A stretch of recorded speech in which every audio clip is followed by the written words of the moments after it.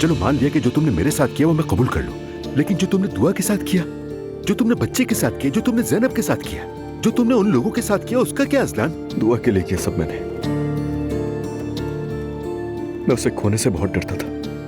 मैं बहुत प्यार करता हूँ उससे, बहुत ज्यादा।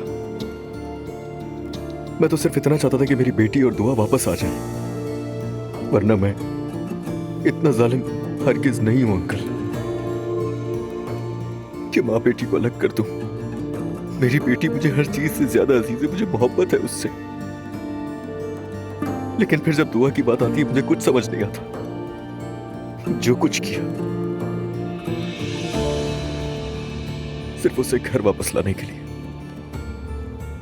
लगता था कि उसका आना मेरी गलती की तलाफी होगी।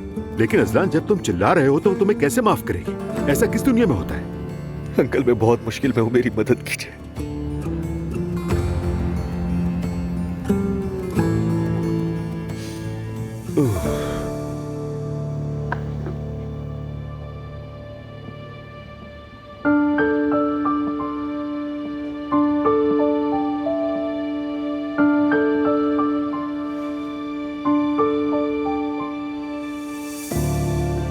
दुआ ने अगर मुझे माफ नहीं किया तो मैं जी नहीं पाऊंगा। देखो अजलान, तुम्हें खुद को संभालना होगा और अपना रवैया दुरुस्त करना होगा।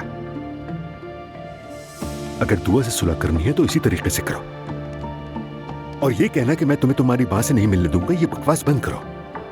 वो तो सिर्फ गुस्से में कहा था मैंने। दोबारा गुस्से में कुछ मत कहना।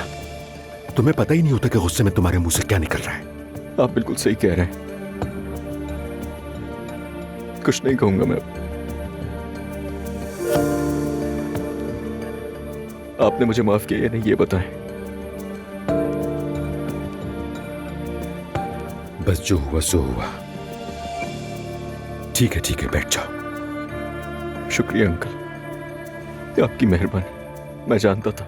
तुमने मुझसे वादा किया है, अगर दोबारा कुछ हुआ तो मेरे सामने मत आना। तुम अपने वादे का पास रखना अजलान। तुम वादा कर रहा हूं अब नहीं करूंगा ऐसा, इंशाल्लाह। चलो मैं काम कर लूंगा। ठीक है, जाओ।